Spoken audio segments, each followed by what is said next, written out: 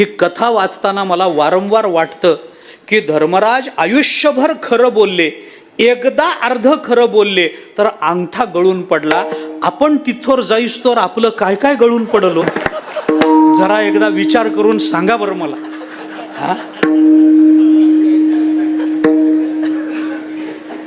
आयुष्यभर खरं बोलले पण एकदा अर्ध खरं बोलले तर अंगठा गळून पडला, आपलं काय काय गळून पडल. मला तर वाटतं फक्त अंगठाच राहील, बाकी सगळंच गळून पडल. हा, होईल ना? का बोलतो मी आपल्याला? याच्यातून सुटका नाही हो कुणाची. मला हे सांगायचं, याच्यातून सुटका नाही. प्रारब्धातून सोडवला गेला असा या जगतामध्ये कोणी नाही, कारण हा जग कर्मानं बांधलेलं आहे. ज्ञानोबा बोलतो बहुदुस्तर आहे, ओलांडून जाणं अति अवघड आहे. कर्म केलं आणि त्याचं फल भोगावं लागलं नाही असं होत नाही. दोन नियम त्याच्याकरता धावते दोन नियम सांगतो. ज्याने कर्म केलं त्याला फल भोगावं लागेल, हा कर्माचा नियम आहे. कर्म विपाक, कर्म योग ज्याला म्हणतात तो हाय. पण याचे दोन नियम असतात. पहिला नियम याच्यामधला असा आहे की कर्ता ज्या वेळेला कर्म करतो त्या वेळेला तो कर्म करण्याच्या बाबतीत जरी स्वतंत्र असला तरी कर्म फल भोगण्याच्या बाबतीत तो कधीच स्वतंत्र नसतो.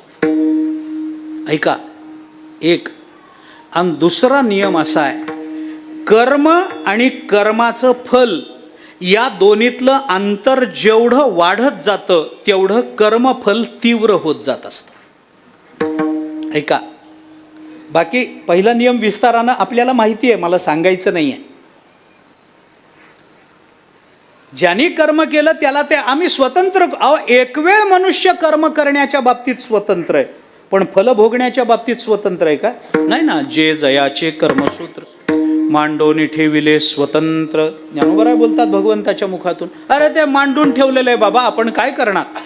एक वेळ मी काय सांगू आपल्याला, कीर्तनाला यावं की न यावं हे कदाचित ठरवण्याचा मला अधिकार आहे. पण कीर्तन जर मी ऐकलं असेल तर मला पुण्य मिळावं की न मिळावं हे ठरवण्याचा अधिकार आपल्याला नाही. आपल्याला मिळणार म्हणजे मिळणारच. कारण का? आपल्या कानावर रामकृष्ण हरी पडलं. कारण का? आपल्या कानावर विठोबा रुक्माई पडलं. कारण का? आपल्या कानावर विठ्ठल विठ्ठल विठ्ठल विठ्ठल पडलं. आपल्या कानावर ज्ञानोबा तुकाराम पडलं. बस आपल्याला पुण्य मिळणारच हे ठरवण्याचा आपल्याला अधिकार नाही. आपल्याला असं वाटतं की आम्ही स्वतंत्र आहे, वाटलं तर जाईन उठून कीर्तनातून. असं होत नाही. गैरसमजात राहू नका. हे सगळं ठरलेलं असतं. कोणी कधी उठायचं, कोणी कुठं बसायचं.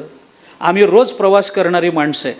पण मी आपल्याला खरं सांगू, प्रामाणिकपणाने सांगतो, या 2024 सालच्या दत्त जयंतीला मी इथं कीर्तन करावं वैकुंठवासी गुरुवर्य मदन महाराजांच्या पुण्यतिथीच्या उत्सवात. यावर्षी 2024च्या दत्त जयंतीला संध्याकाळी मी इथं यावं, येताना मला उशीर व्हावा, कीर्तन उशीर सुरू व्हावं, हे सगळं मी जन्माला येण्याच्या पूर्वी ठरलंय. म्हणून असं चाललंय.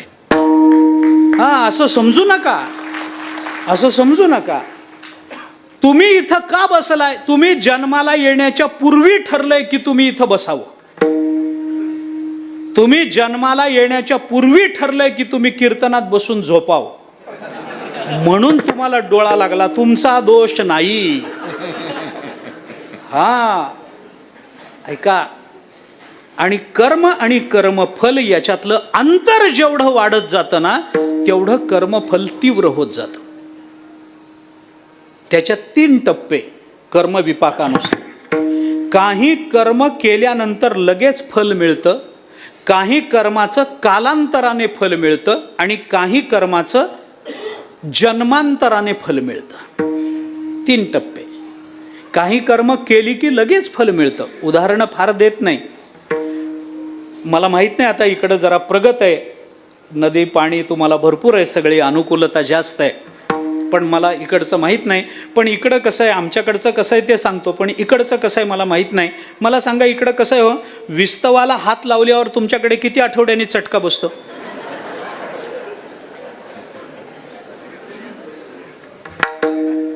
हात लावायचं, कर्म करा, चटका बसायचं, फळ तयार आहे ना.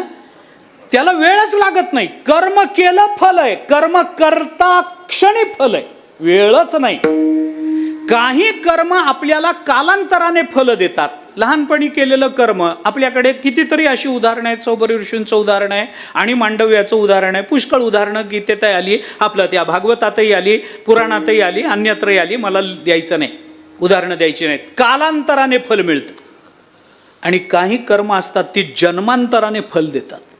जन्मोजन्मी आम्ही बहु पुण्य केले, तेव्हा या विठ्ठले कृपा केली. नामदेवराय बोलतात, जन्मोजन्मीच्या सायासी विठ्ठल लाधला पुंडलिकासी, पूर्व पुण्य केले व माये विटे लाधले या विठोबाचे पाय. ज्ञानोबराय बोलतात.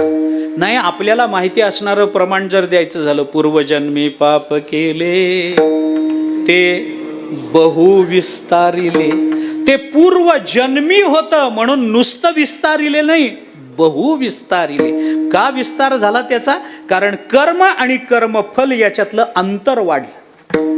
म्हणून भीष्माचार्यांना 6 क्षणाचे 6 महिने भोगावे लागले ना. उदाहरण आहे ना, बाणाच्या गादीवर किती 6 महिने पडून होते भीष्माचार्य. 6 महिने. भगवंताला विचारलं, देवा मी सरडा उडवला, तो 6 क्षण पडला काट्यावर, आणि मी 6 महिने, 6 क्षण कुठं, 6 महिने कुठं? भगवंताने सांगितलं ते 6 क्षण मागच्या कुठल्या तरी अवतारातले, जन्मातले. त्या 6 क्षणाचे या जन्मापर्यंत दर साल दर शेकडा वाढत वाढत 6 महिने झाले त्याचे. 6 महिने झाले. कशामुळे झाले? कालावधी वाढला की फलाची तीव्रता आहे, लक्षात घ्या. आणि म्हणून आपलं कर्म आपल्याला भोगावं लागतं. मी संचित आणि क्रियमाणाबद्दल आत्ता बोलणार नाही, माझं तिकडं जाणंच नाही. संचित, क्रियमाण, प्रारब्ध, कर्माची 3 परिणाम असतात. पण क्रियमाण एकदम निर्माण होत नाही. कर्म केल्यानंतर त्याच्यातून निर्माण होतं ते अपूर्व. अपूर्वाचं होतं क्रियमाण, क्रियमाणाचं होतं संचित, आणि संचित भोगाला तयार झालं की त्याला प्रारब्ध असं म्हणतात. तुकोबाराय एका वाक्यामध्ये बोलतात, केले ते क्रियमाण, झाले ते संचित म्हण, प्रारब्ध ते जाण, उरउरित उरले ते. तुकोबाराय तिन्हीची व्याख्या आपल्याला बोलून जातात. मला क्रियमाण आणि संचिताबद्दल बोलायचं नाही, कारण ज्ञानाग्नी सर्व कर्माणी भस्मसात करूते अर्जुना. गीता बोलते, ज्ञानाच्या अग्नीमध्ये सगळी कर्म भस्मसात होतात. मग सर्व कर्माणी म्हणजे सगळी कोणती? ज्ञानोबारायांनी आणि जगद्गुरु शंकराचार्यांनी आपल्याला एकच उत्तर दिलं, प्रारब्ध सोडून बाकी सगळी. ज्ञानानं प्रारब्ध संपत नाही. ज्ञानाचा आणि प्रारब्धाचा काही संबंध नाही. ज्याचं प्रारब्ध चांगलं आहे त्याला ब्रह्मज्ञान होत नाही, आणि ज्याला ब्रह्मज्ञान होतं त्याचं प्रारब्ध संपत नाही. काय संबंध ज्ञानाचा आणि प्रारब्ध? प्रारब्धाचा संबंध शरीराशी आहे. प्रारब्धाचा संबंध, प्रारब्ध संपणं म्हणजे शरीर पडणं आहे. मी आपल्याला साधा युक्तिवाद सांगू, ऐका. ब्रह्मज्ञानानं जर प्रारब्ध संपलं असतं आणि प्रारब्ध संपल्यावर जर देह पडला असता, ज्याचं प्रारब्ध जिथं संपतं तिथं तो पडतो, संपतो, देह संपतो तिथं. मग ज्ञानानं जर प्रारब्ध संपलं असतं आणि प्रारब्ध संपल्याबरोबर जर देह पडला असता, तर ब्रह्मज्ञान झाल्याबरोबर माणूस मेला असता की नाही? सरळ विचार करा की ब्रह्मज्ञानानं जर प्रारब्ध संपलं असतं आणि प्रारब्ध संपणं म्हणजे देह पडणं, मरण येणं जर आहे, तर ब्रह्मज्ञान झाल्या क्षणी माणसाला मरण आलं असतं की नाही? आणि जर ज्ञान झाल्यावर मरण येतं हे कळलं असतं तर कोण मरायला ज्ञानाकडे गेलं असतं? ज्ञानाचा आणि प्रारब्धाचा काही संबंध नाही. प्रारब्ध ज्ञानी माणसालाही भोगावं लागतं. जीवनमुक्त झालेल्या माणसाच्या जीवनामध्येही सुखदुःखाचे प्रसंग आपल्याला दिसून येतात. काय कारण देतात याचं? प्रारब्ध हे एकमेव उत्तर आहे. म्हणून संचित क्रियमाण जे ज्ञानानं जळून जातं त्याच्याबद्दल मला बोलायचं नाही, मला बोलायचं प्रारब्धाबद्दल. आणि हे प्रारब्ध जर भोगानेच संपतं असा या जगताचा अलौकिक नियम आहे, तर तुकाराम महाराज म्हणतात भक्ताला मात्र हे प्रारब्ध भोगावं लागत नाही. ही भक्ताची अलौकिकता अभंगाच्या प्रारब्ध क्रियामाना